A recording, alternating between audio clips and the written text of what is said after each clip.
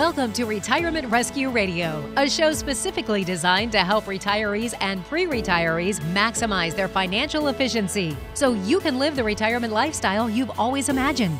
Your host is Nate Miller, investment advisor representative and author of the CPR Retirement Rescue Roadmap. Nate discusses thoughts and ideas from some of today's most knowledgeable professionals in the field of finance. He offers strategies along the way to help you make better financial decisions so you can maximize your retirement. This is Retirement Rescue Radio. Well, hey there, Retirement Rescue Radio listeners. I'm your host, Nate Miller, and we have a very special episode today. I'm going to be interviewing Nancy Collamer. And to give you a little bit of information or background on Nancy, she's an author, retirement coach, recognized expert on semi-retirement. And she writes a blog for the PBS site nextavenue.org. She also writes for Forbes.com and is the author of a book we're going to be talking about today, which is Second Act Careers, 50 plus ways to profit from your passions during semi-retirement.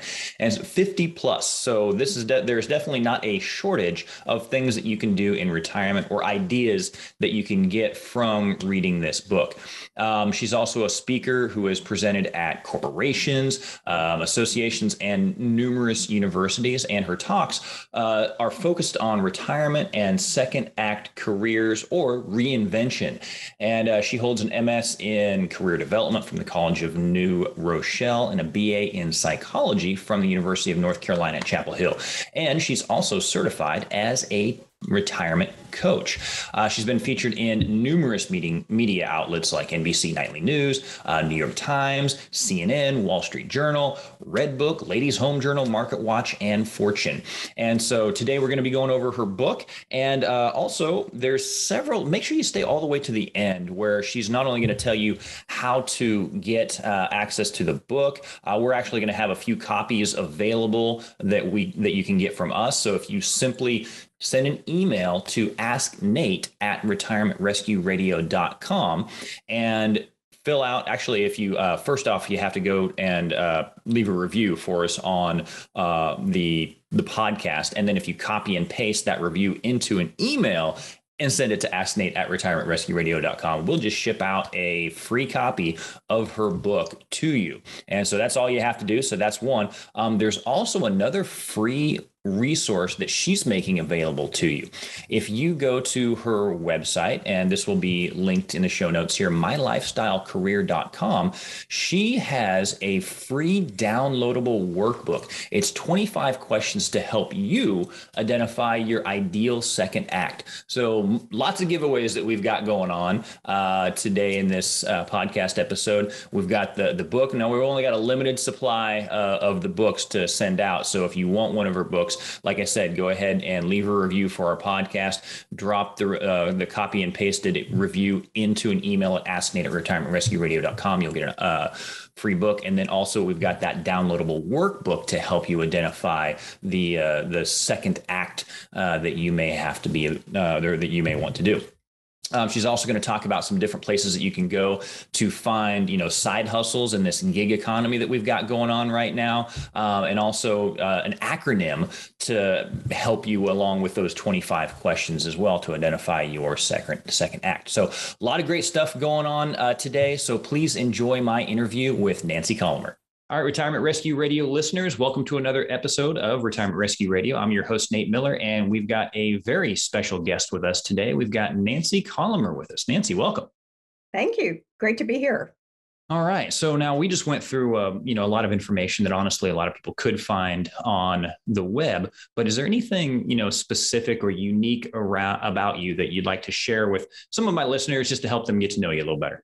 Sure. Well, I guess the biggest thing in my life right now is that I guess it's 3 weeks ago today, I became a first-time grandmother. Oh, so that was, needless to say, very exciting news. Good deal. So grandson, granddaughter? Grandson. All right. Yeah.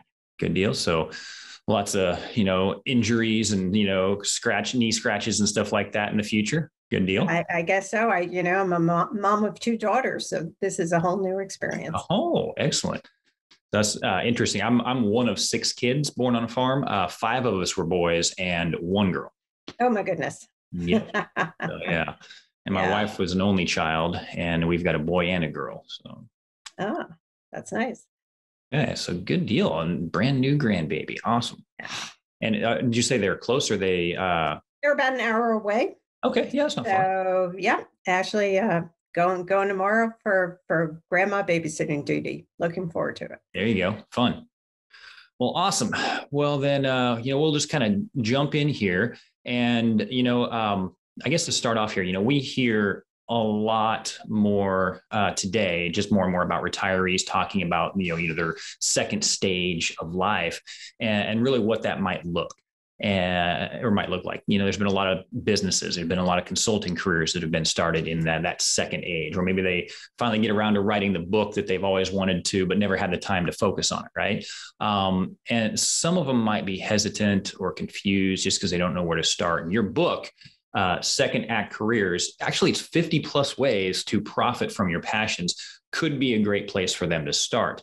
And you mentioned in your book, semi-retirement. So what is semi-retirement and how has it really evolved over last several years?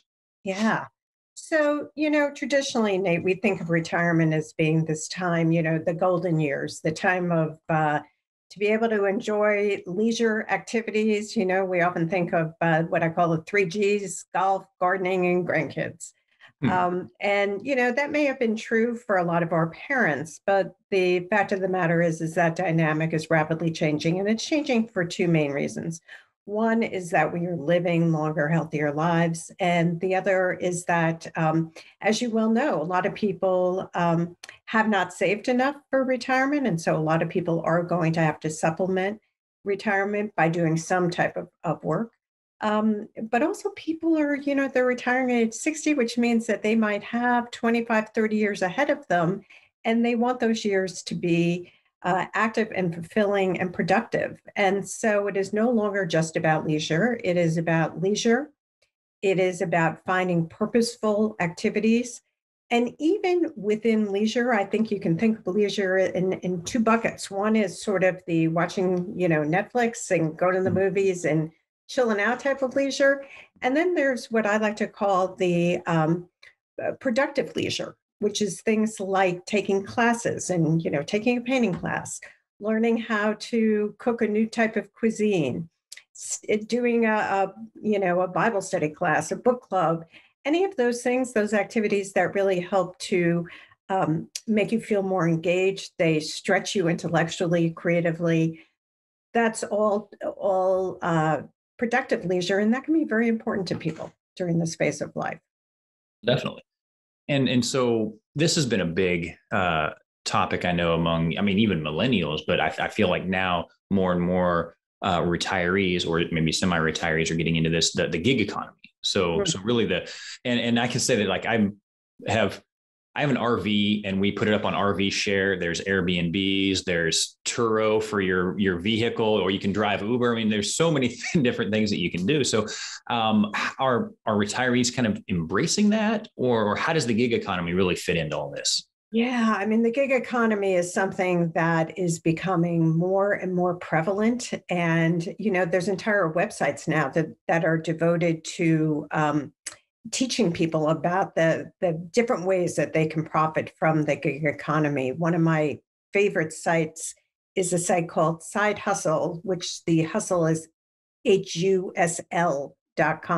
Mm-hmm. And it's like a Yelp site for all these different types of gig platforms, and it rates everything from Uber to PeerSpace, which is a place where you can rent out property, to all sorts of different possibilities that you may not even know about. And so the nice thing about these gig platforms, I think particularly for retirees, is it's a great way to test out your interest in doing something new without investing a whole lot in a new business. So as an example, I interviewed a gentleman who had been a vice president, but his passion was dogs. He just loved animals. And he decided he was interested in doing some dog sitting and dog walking. And so rather than trying to figure out how to do that on his own, he signed up with Rover.com. It was very easy for him to establish a profile. And over time, he started earning, I believe when I interviewed him, he was earning about $1,500 a month doing dog walking and having a great time. Every day he was out in the woods and was really combining his interest in hiking and exercising with taking care of animals. And it made it just very, very easy for him to test it out. Now, the downside with the gig platforms is oftentimes you're not going to get paid as much as if you had your own business. Mm-hmm. But as I said before, it's a great way for people to test things out.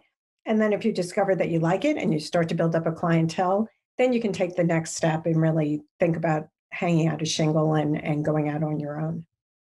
Yeah. And from my experience, heck, an extra $1,500 a month for a retiree could be huge. Mm-hmm. That can help keep a portfolio intact that maybe wouldn't otherwise, or it can be, just extra vacation money. Yeah. And I think, as you know, Nate, so well, that one of the things with people in retirement is even people who have a lot of money in the bank oftentimes are hesitant to spend it. Oh, yeah. And so, people put that money into the bucket of, this is my play money. This is the money I'm going to use to go out to dinner and go to theater and take some vacations and just have fun with it. Yeah. I had a guest on here not too long ago, right along those same lines that you're talking about, of them not being able to spend it because, our financial habits usually don't change when we get into retirement. If we were frugal while we're working, we're frugal in retirement as well. And so we just might not be able to spend all that, even though we have it. We've got a plan that says you can spend it all if and you're still going to be okay. They can't release the purse strings, Yeah. I think that's one of the sort of psychological emotional issues that people deal with. And the other one is, I've coached people who have very significant assets. They've sold companies, they're doing really well. Money is not the issue for them. And yet we live in a society where we value our time by what we earn. Mm-hmm. So the idea of not earning anything, they feel like, well, nobody feels I'm relevant anymore. No one is valuing me anymore. So sometimes just earning that extra, $1,000, $2,000 a month can make a big difference in people's psyche as well. Yeah, definitely.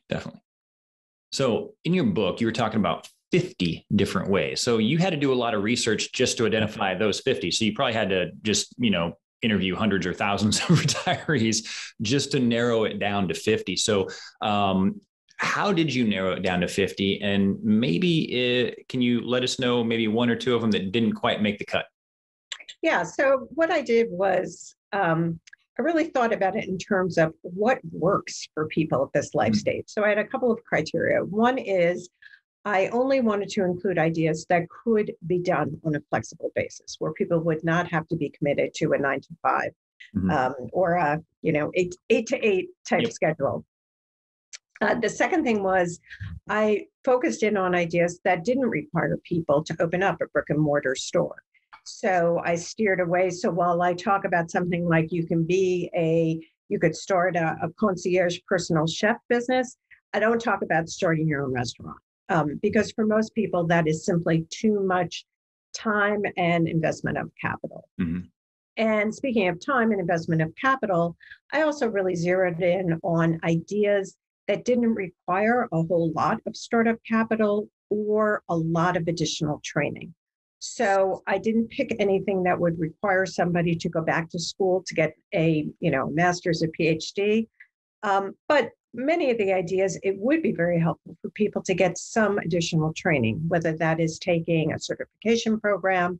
In some cases, it means just taking, a variety of webinars or one-off type classes. And in some cases, that's enough to push people into that next act.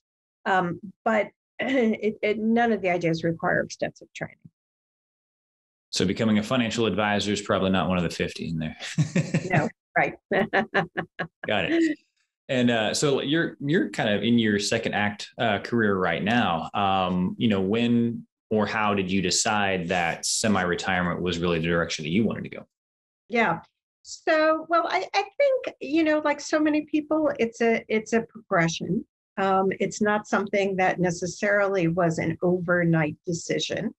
As I mentioned, tomorrow I'm going to go spend the day taking care of my precious new grandson. But, today I was here working. And so that's the beauty of what I do. I like to say I practice what I preach, which is I really thought about, okay, what are the aspects of my business that take up a lot of time?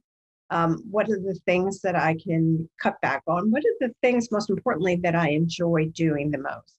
So for me, I like having a combination of writing and speaking and coaching. I like having that mix. First of all, each of those activities sort of feeds the other activities. So because I coach, it gives me more credibility when I do the writing and the speaking. And when I do the writing and the speaking, it helps to inform the coaching because I get to speak with different people doing different types of things. So that's what worked for me. But that's, everyone has to come up with their own individual mix, both in terms of activities and also in terms of what's important to you in your personal life. What do you want to make time for at this stage? And I think for a lot of people, the beauty of this is that it is an evolving journey. It's a moving target. And you adjust as you go along. And certainly things like, the pandemic, threw a lot of our plans into disarray. And I think we've all learned a lesson and got to sort of adjust as circumstances change. Then how do you go about helping somebody figure out, what they might want to do for their second act? Yeah. So, well, in talking about this in a very broad way, it really involves 3 key steps. And the first step is to spend some time on self-reflection and really think about answering the question of what do you love to do? What do you do well? And what is going to work for your lifestyle now? And what type of lifestyle do you want? So that's the first step, is really the self-analysis question and to take a hard look at your background and what type of activities and projects and jobs did you most enjoy. But it's not just about your professional life. It's also about, in terms of your personal life, what have been your successes, what have been the activities that have really provided great satisfaction for you, and conversely, what are the things that you really are ready to get rid of. So that is step 1. And then after you've done then it's a period of exploration and doing some research. And the good news is there is, just information about every type of career, every type of business. There's a tremendous amount of information that you can tap into. There are all sorts of free classes that you can take.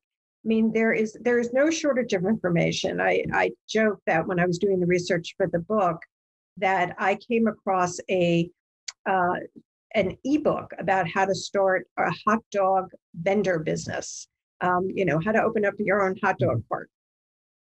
So, someone has written about it. I guarantee you. Yes, that's a niche that somebody wants to know about, right? Right. And there are, ebooks and courses and articles, as I said, about every possible job, side gig, or business that you can think of. So that's step number 2, is really just to begin to explore and research. And that means both doing internet research and book research, but also it's super important to talk to people, because one of the great benefits that you have when you're older is most people have pretty extensive networks, and you have all sorts of people who probably can give you some great feedback and ideas and resources that you can tap into. And then the third step, because oftentimes, things sound much better in our minds than they prove to be in reality, is to begin to test things out in very, very small ways. And that's where, as I mentioned before, things like the gig platforms can be really helpful. If you're thinking about doing consulting, go on to freelance.com or send out some emails to people who you used to work for and say, hey, I'd be interested in doing this type of project. Are you interested? So rather than, going just gangbusters and spending all sorts of money to start a business and invest all this time and money ahead of time, it's really good to try things out in small ways. And it can be really helpful to take courses. Sometimes volunteer work can be a great way to test the waters as well. projects, working with a friend. Sometimes you might have a friend who's in a business that you would like to explore, and maybe they'll give you a project or some sort of part-time gig for 3 months so you can try things out. So lots of different ways that you can experiment, and it's really important to do that. And so you want to allow enough time to test some things out. I always say to people, the process of going from a full-time career to that next act it takes time. It doesn't happen overnight. Yeah, and in addition to the whole trying it out for what you want for your second half career, that can be the same can be said for things that you want to do for fun as well. Because I've had some people say that they want to take an RV out, and just go maybe hit all the state parks or something, and they don't have an RV currently. I was like, well, you might want to actually use RV share and rent one for a little while first to find out if that is actually something you enjoy doing. Definitely. Yeah. Yep. And that's true of, all sorts of things. I mean, I've talked with people who say, oh, well, I really think that what I'd like to do is, I've always thought about doing some acting. So, go take an acting class. It was interesting. Several of the people in my book who I interviewed were people who are interested in stand-up comedy. And they took some classes, and one thing always leads to another. You never quite know where that conversation that you have with the student sitting next to you in a class, how that can lead to an opportunity. So one of my favorite interviews in the book was a woman who decided that she was interested. She'd always been intrigued by acting. She lived outside the New York area, but had never done anything with it. And she happened to see an ad one day in the local paper where they were looking for acting extras for the TV show Ugly Betty, which is no longer on, but it was a big show at the time. So she thought, what the heck? And she went and she did it. She had a great time. She got paid, I think it was like $150 for the day, but she had a ton of fun. She spent about 10 minutes telling me about how great the food was on the set. Had a great time. And then she did a couple of more like that, that she heard about from people who she was working with. And one thing sort of led to another, and she ended up taking some acting classes. And then she discovered that she could do some print advertising, and that actually paid a lot more. And so she got some of those gigs. So, like I said, you never know where the first step will lead, but it's critically important to take that first step. And sometimes you got to go out of your comfort zone to do it, which can be difficult. Nice. So acting, huh? And somebody decided they wanted to be a comedian as well. Yeah. Did that turn out this is really, I think probably my most favorite interview from the book was a gentleman who had been a rabbi. And he had been a rabbi in Philadelphia, had a big congregation.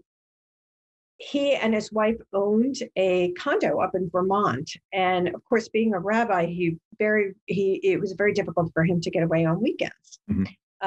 So he finally decided after many years that he was ready to make a switch. And he fully expected what he was going to do was sort of work as like a rabbi on call. He would do bar mitzvah lessons and officiate it at weddings and sort of, like a freelance rabbi, but he would not have his own congregation. And literally the first week that he had, quote unquote, retired, he happened to be looking at the local Philadelphia paper and noticed that there was an ad for an event that was for Philadelphia's funniest Jewish comic. And he thought, well, people have always told me I'm funny. So he went to that and he did his thing, and he ended up getting second place. But it was such a great story because he was a rabbi. He got some publicity. Anyway, fast forward several years. And what happened was he ended up teaming up with a Southern Baptist minister. This sounds like a joke about the minister, the rabbi, and an imam. Sure, and a rabbi walk into a comedy club. Walk into the bar. Well, and with a imam, and the three of them put together, they called it the Laugh and Peace Tour. And they started doing events around college campuses who were very interested in having this interfaith event. And the three of them had a grand old time together and made very good money. And he has continued on with that and with other projects. And it was really what really struck me about my interview with him was he said to me, in many ways, I feel like I am still doing God's work. He said, I am just doing it in a different way. And I'm getting people to laugh and to enjoy being around other people and to see things in a new light. And he said, I really feel like I'm still doing really important and good work. So I thought it was a great example of how people take their old skills and use them in new and exciting ways. Yeah, it is. I've always thought about trying an open mic night as well. I've got several of my friends that tell me I'm funny, but my wife tells me I'm not. But that's just because she's heard them all. That's what I think. Yeah. And so, yeah, I guess you just kind of touched on that. I think that leads into my next question. And that's what the rabbi did is don't discount your first act career. So could you go into, and I guess why you would say that, and when you left your corporate job or whatever, how even you thought through that decision of don't discount what you used to do that could lead into maybe what your second act career is. How do you go about that whole process? Yeah, I think that this is such an important point, Nate, because so many people, particularly as they get to the end of their career, and particularly if it doesn't end, the way that they would have liked, oftentimes feel, they're just tired. And sometimes, unfortunately, they're even bitter. And it may be that you had a boss you didn't like, or a commute that was too long, or you're just sort of, you're burnt out. Mm-hmm. But the reality is, if you have spent 25 or 30 years in a particular industry or doing a particular role, once you get some distance from it, it's important to take a step back and say, what were the parts and pieces of my job that I did find satisfying and that I did do well? Because all things being equal, it will be a much easier transition to make if you can at least use some of those elements. So as an example, you may be somebody who, let's say, was an accountant for an airline, and you decide to leave that job. Well, working around numbers, but maybe you would prefer to do that rather than for an airline.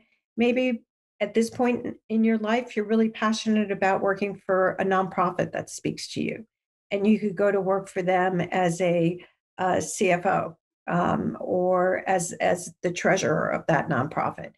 So it is very valuable for people to take that time to think about, okay, what is it that I really did enjoy about my job?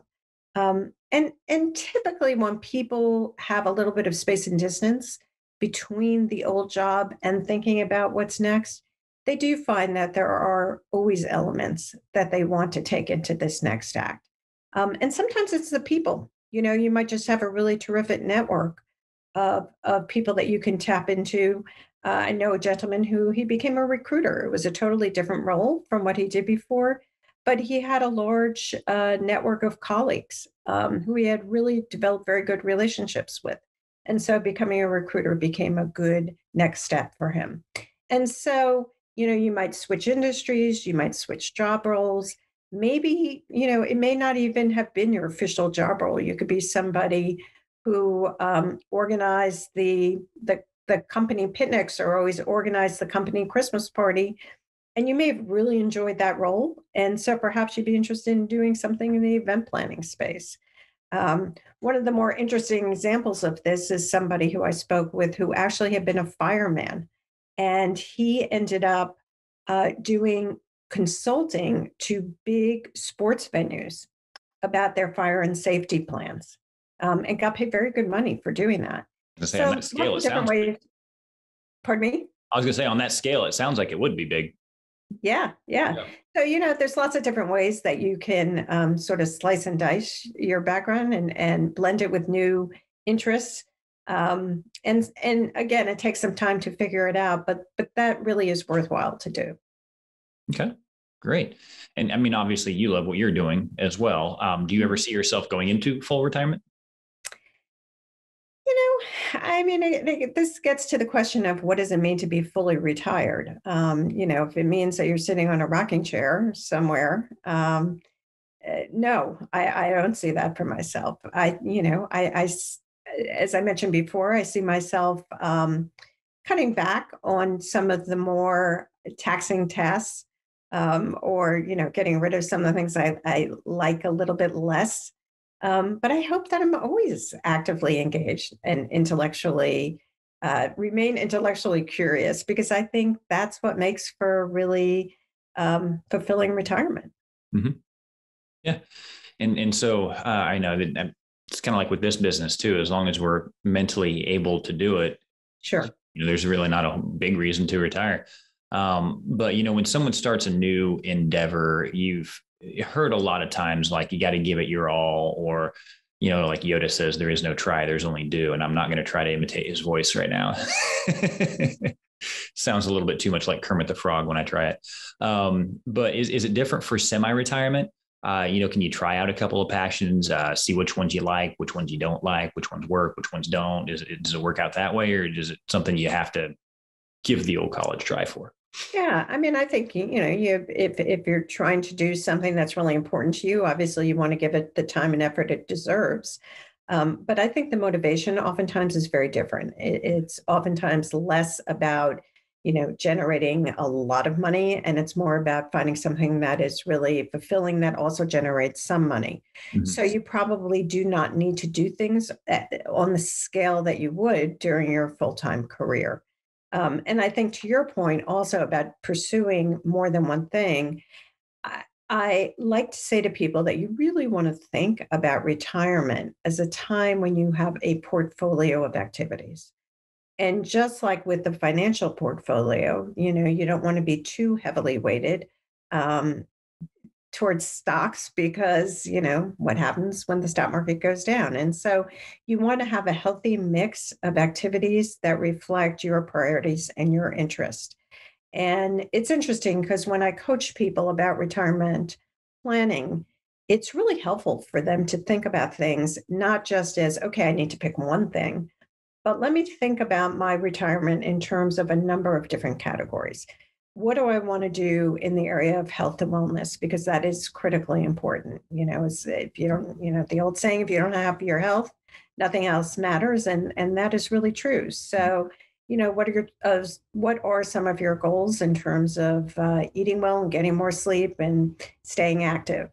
What do you want to do in terms of relationships? I think that spending time around people who you enjoy, people who inspire you, people who you find are smart and help you satisfy your curiosities is also a critical piece of this puzzle. And then, as I mentioned before, the whole area of productive leisure. Do you want to get involved in some more creative pursuits? Would you like to do some traveling? In terms of work, what type of work appeals to you? In terms of volunteering and giving back, I mean, we haven't talked much about that, but that is a big driver for a lot of people at this point in their lives. I can't tell you the number of people who've said to me, you know what, very fortunate. I did well in my career. I'm financially stable. And now's my time to figure out how I can give back in a way that matters. Well, go ahead. I think you were just taking a breath and I was about to interrupt you. No. Well, and I was going to say, so when you think about, how can I start to come up with a goal for each of those buckets? Then people really get excited because they begin to realize, like, wow, there are a lot of different ways that I can fill my time in ways that are going to be fun and flexible and fulfilling. Mm-hmm. Yeah, I like that. It's not and I think there was another person that I interviewed that was talking about, your purpose, right? And usually it's not just one purpose, and we can actually do ourselves, I believe, some damage if we're just looking for that one thing, right? And so, as you're talking about, let's just go in different categories. There could be several things that we end up doing. Don't just try to focus on one big thing, because you know what? There's lots of interests that we have. I mean, I love doing financial planning. I also do real estate investing. I also exercise a lot. I mean, I've got several different passions in different areas, and I can't put 24 hours into each one, but the amount that I do allocate for each one, I give it my all during that time, you know? And so I think I would be not a very happy camper if somebody just pigeonholed me and tried making me just focus on just one of those things. Yeah, and that is a topic I really like to talk about, because so many people, there's this whole issue of, what's my purpose, what's my passion, and a lot of people struggle with that. And I get that, because there are some people who are really blessed with having a very clear vision and a very clear purpose. But most people, quite honestly, they don't have just one thing. And so I think one of the things that one of the blog posts that I'm most proud of is I wrote a blog post about an acronym for the word passion. And I said, rather than driving yourself crazy trying to figure out what is your one driving passion, think about it in terms of it being an acronym, and think about, P stands for the people, A is activities, the two S's are the skills and strengths that you have, and the I is what are your interests. And think about those 5 factors. And then the O and the N is, and then what are the opportunities and needs in the marketplace? And how can you apply those first 5 personal attributes to the opportunities and needs in the marketplace? And when you think about it that way, you completely free yourself up to, first of all, not have the pressure of, oh my gosh, I've got to have this one thing. But also it opens up all sorts of combinations that really can help to fulfill the multitude of passions that you have. So I think, there's a lot of talk in the media, and I am as guilty of this as the next person, because I do write about passion and purpose. But it puts so much pressure on people to come up with that one thing. And it's unrealistic. Yeah, absolutely. All right. So let's try to dive into some of the commonalities of some of these ways to profit from your passion. So why do people want to start their businesses or move into their second act? And is it because of just, the money or restlessness, or would there be other reasons? Yeah. Well, as I said before, I think it's a combination of 2 factors. One is we are living longer, healthier lives. So people, I call it the 60-40 dilemma. We put all this emphasis and energy into developing our careers during the first 60 years of our life. And then we have this next phase that we call retirement. Well, in reality, there are a lot of people who are going to be living, into their mid-90s, even up to 100. And so suddenly you have 40 years that you're trying to fund and that you're trying to fill with meaningful activities. And so why do we put all this emphasis on the first 60 and almost none on the next 40? I mean, to me, that just seems like a grave misservice, not only to ourselves, but to society at large. Because at that point, you have so much wisdom and skills to share with people. So I think, this can be an incredibly valuable part of life, but you do have to put the time and effort into figuring out what works for you.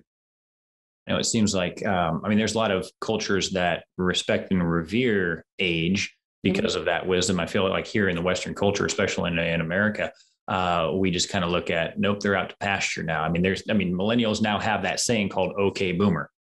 Right. And it's literally, that is a phrase of disrespect to the older generation. Right. And so, yeah, there's a ton of wisdom, and that could be marketable in some areas. There was another interview that I did where a gentleman was talking about the end of work. And it wasn't that nobody was going to be working. It was just that we're becoming such a rich company, the ability to specialize in certain things and have people pay you for that. It's allowing more and more of us to find things that we truly do enjoy and find a way to actually make some type of an income from it. And it doesn't just have to be that, one thing right. anymore. It can be many, many things. Yeah. And so do you have any like examples of maybe some of the times where you've gone through a scenario like this, you've helped somebody go through the process, you've asked a lot of questions, and you've kind of seen a light bulb go off or an attitude changed, and it was just this, this great thing? Yeah. Well, I mean, obviously, I've, The two worked that with you a lot. mentioned, I know that any others besides that. Yeah. Yeah. I've worked with a lot of different people who, um, have gone on to do interesting and different things. But, Nate, I think it's important to emphasize to people that you don't have to do something that is going to be, quote unquote, media worthy. I think for a lot of people, as I mentioned before, people really find their fulfillment from doing a variety of different things. And they find a piece of their work that they want to um, focus in on. And then they also develop other areas of expertise. I mean, as we're speaking, my husband, who retired this year, is in just an hour, he's going to start a new course. He was an information technology consultant, but he's always felt very passionately about the environment. He came from a farming background, and he is starting a course on becoming a master naturalist. And he this was not something he really thought about before he retired, but we recently actually moved to Bucks County, Pennsylvania, and we've been spending a lot of time taking walks and going through the canals and exploring different parks. And again, one thing led to another. He looked at one of there's a wildflower preserve around here, and he noticed that they had people leading tours who are naturalists. And he said, well, what's a naturalist and what do they do? Mm-hmm. And then he discovered that there's a training program where he can become trained as a master naturalist. So as I mentioned before, I think the important thing is it's a combination of doing the self-reflection, excuse me, and then the exploration, and then testing things out in small ways. But a couple of points I do want to make about going through this process. And the first is people often struggle to give up that old job identity. There was a gentleman who I work with who is a doctor. And he said to me, quite frankly, I like when I go to a cocktail party and I am Dr. Stevenson. I sort of like I know people respect me more when I say that. And I said to him, well, you're always going to be Dr. Stevenson. You don't lose that title. But do you still really want to maintain an office? And he said, no, absolutely not. And so he ended up going on some boards and he's doing that. And he actually has gotten involved in investing in Bitcoin and, a variety of different things that he sort of played around with on the side before. But he is now more actively involved in them. So people do struggle with that. They do struggle with giving up the old job title, particularly, I think, professionals, lawyers, doctors who've invested a lot of time, a lot of money in earning those credentials. So that is one factor. Another thing that people oftentimes struggle with is they sort of feel like, well, I don't want to, I shouldn't invest a whole lot of time in my next act because, gee, isn't this about being retired? And what I emphasize to people is I always say to them, what did you spend on your kids' violin lessons? Is your child still playing violin? Would you be willing to spend $1,000 to take a course that could put you in a new direction or not? But maybe you'll learn something along the way. So there tends to be sort of this almost unease around investing in yourself when it comes to this stage in life. And I like to really say to people, that's it's okay to do that. It's okay to invest in yourself a little bit at this point in time. And not only is it okay, but without getting, overly preachy about this, I think in so many ways, Nate, you take a look at the state of the world and all the problems that are out there. Sort of the world needs your expertise. They need your knowledge and your willingness to participate. And there's so many problems that need to be solved. And I think all of us can figure out a way to, even if it's just one small problem, to contribute. Absolutely. And so, we all know when it comes to retirement, we've heard of the bucket list, but you've got something called the Chuck It list. So what's the Chuck It list? Yeah, so I'd like to claim credit for that, but I actually read that one time in the Wall Street Journal. But essentially, what the checklist is, everybody talks about their bucket list. I want to be able to go to Africa and go on the Great Safari and all the other things that are on people's bucket lists. And one of the things I've learned over many, many years of coaching people is that often a great place to start is to get people to talk about what they no longer want. And while that comes across as sounding a little bit negative, what it does is people say, well, I'm done having to meet sales quotas, or I'm done with long commutes, or I'm done with dealing with, difficult people. And that helps to shed light on what they do want.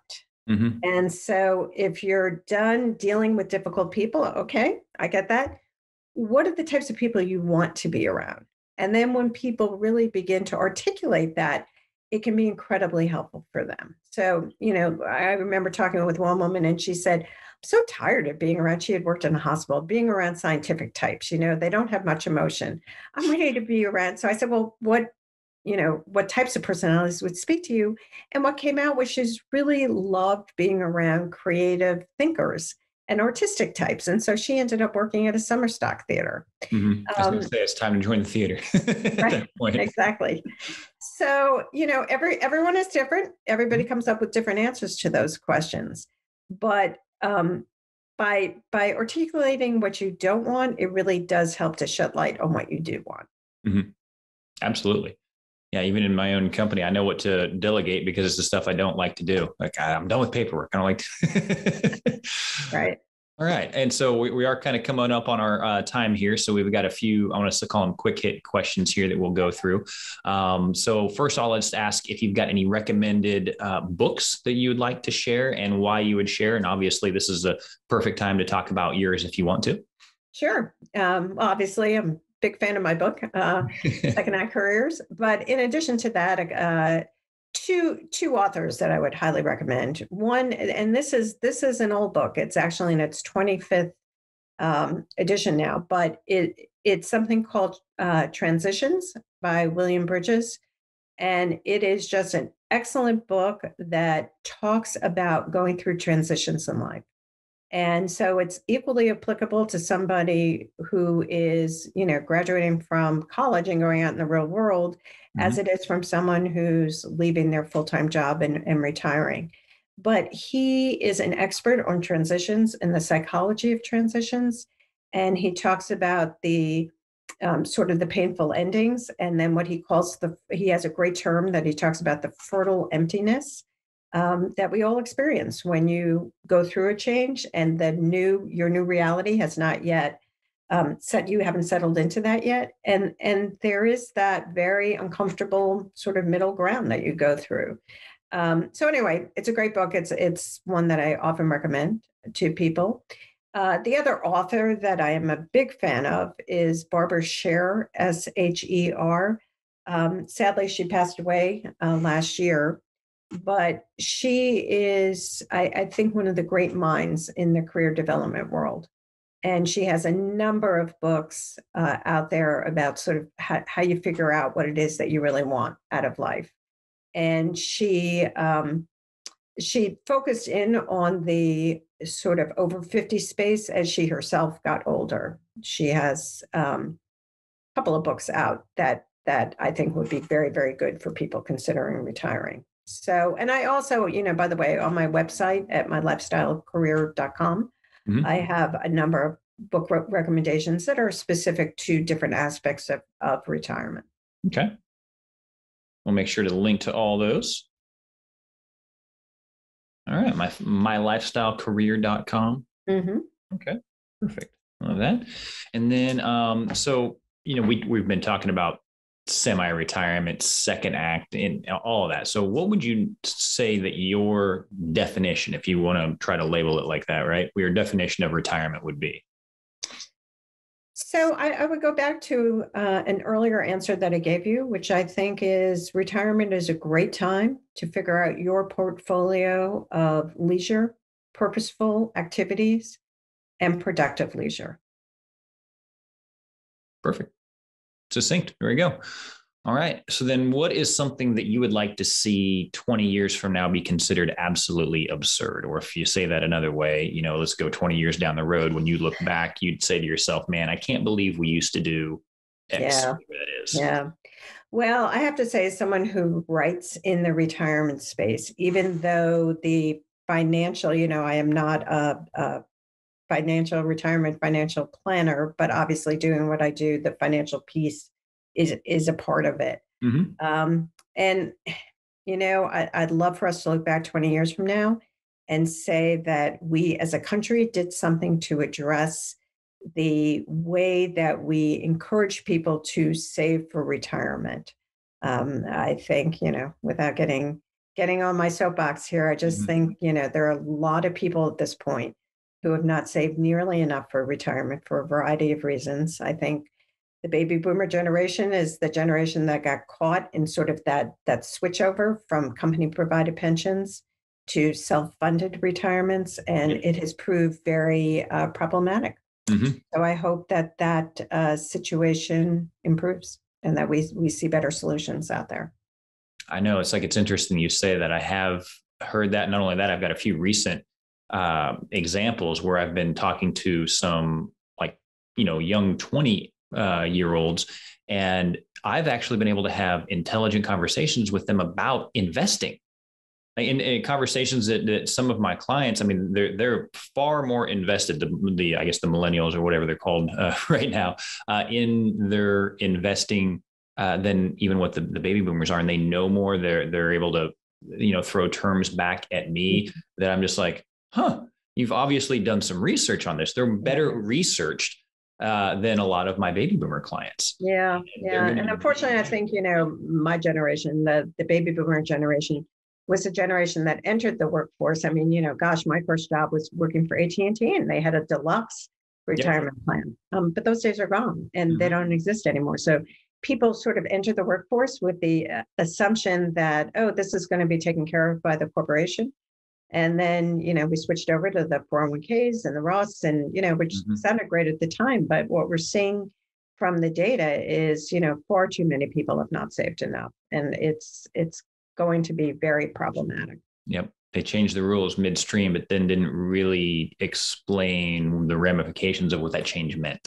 Yeah, and didn't give people, that the thing is, it was great if you worked for a big corporation that matched your 401k contributions, but most people didn't do that. So anyway, longer conversation. I know we could have another conversation on that. Right. So what's some of the best advice you've ever received? Yeah, I am a big fan of an author named Kelly Corrigan. She also has a wonderful podcast and has gotten a lot of attention lately. And she recently gave a high school graduation speech.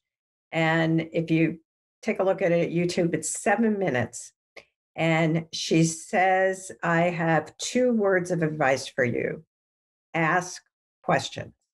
And then she proceeds to give examples of 3 times when she or people, she loves her, I think it's mainly her husband, were, at a dinner party and sitting next to somebody who they just sort of did the quick assessment that we all do, and sort of thought, this person's not going to be interesting. But she ended up asking them a question, and they turned out to be fascinating people. And I think one of the things I find very frustrating is, particularly among older people tend to get sort of settled in. They have their friends, they have their routines. So, they meet somebody and it's like, well, I have my friends. I'm not going to ask you anything about yourself. My friend quota. I'm sorry. I cannot let anybody else in. And I have to tell you, Nate, I mean, when I wrote the book, I was absolutely flabbergasted by the number of times when I said to people, well, how did you learn about this opportunity or this job or this field?